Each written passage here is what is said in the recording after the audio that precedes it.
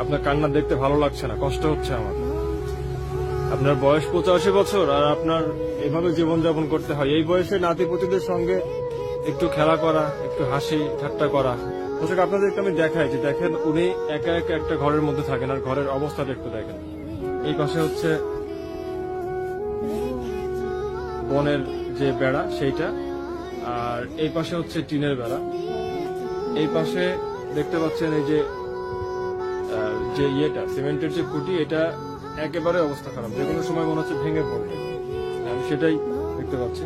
যাই হোক, মশারি আছে আর একটা ছোট ফ্যান আছে, লাইটের ব্যবস্থা আছে। কিন্তু এই পাশে আবার চট দেওয়া, এখানে একটু কাপড় দিয়ে লাগানো, যে নিচে বনের দেওয়া, ফাঁকা ফাঁকা একদম। দরজার অবস্থাটা দেখেন। এই পাশে আবার টিন ভাঙা, এই পাশে ফাঁকা, এই পাশে চট। অবস্থাটা দেখে মানে এতটাই খারাপ লাগলো। আপনি কান্নাকাটি করবেন না, আপনার কান্না দেখতে ভালো লাগছে না, কষ্ট হচ্ছে আমার। আপনার বয়স 85 বছর আর আপনার এভাবে জীবনযাপন করতে হয়। এই বয়সে নাতিপুতিদের সঙ্গে একটু খেলা করা, একটু হাসি ঠাট্টা করা, ইবাদত বন্দেগীতে মশগুল থাকা, এটাই একটা বৃদ্ধ মানুষ। বেলা খাবারের যে ব্যবস্থা, এটা কিভাবে জোগাড় হয় খাবার? জি, সকালে দেওয়া যায়, সেটা রাত পর্যন্ত খান। আচ্ছা, আপনাকে সকালে যে ভাতটা দিয়ে যায়, সেই ভাতটা কি রাত পর্যন্ত ভালো থাকে?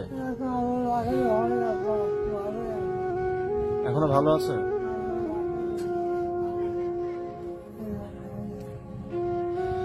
অর্ধেকটা খেয়ে অর্ধেক রেখে দিয়েছেন রাতের জন্য।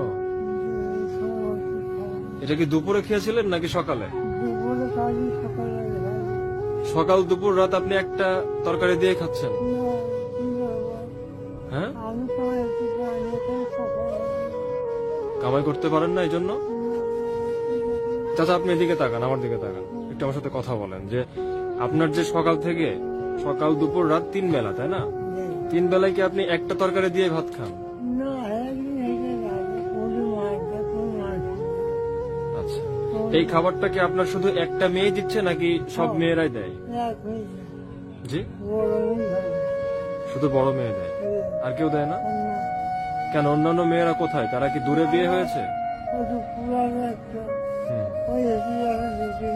আপনার ছেলের সঙ্গে থাকলেই তো পারেন, এখানে আলাদা কেন থাকে?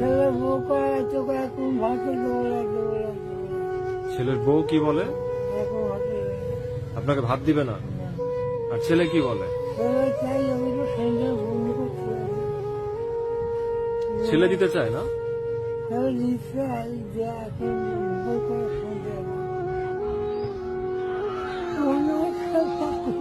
জি জি চাচা,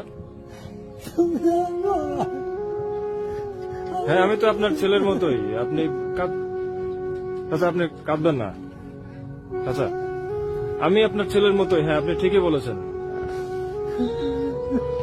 চাচা, আপনি কাঁদেন না, কাঁদবেন না চাচা। আমি আপনার ছেলেদের সাথে কথা বলবো, আপনার মেয়েদের সাথে কথা বলবো। কথা বলে আপনি যেভাবে শান্তি পান, আপনার একটু যেভাবে ভালো থাকা যায় সেভাবে আমরা ব্যবস্থা নেব। আপনি আর চিন্তা করেন না, একা একা আপনার ঘরের মধ্যে কষ্ট করতে হবে না। আপনাকে ডাক্তার দেখানোর ব্যবস্থা করবো, সবকিছু করবো। কিন্তু আপনার কাজটা হচ্ছে অবশ্যই আপনার মেয়েকে বলবেন আমার সঙ্গে যেন ফোনে একটু যোগাযোগ করে। যে নাম্বারটা দিলাম এটা হারাবেন না, রেখে দেন।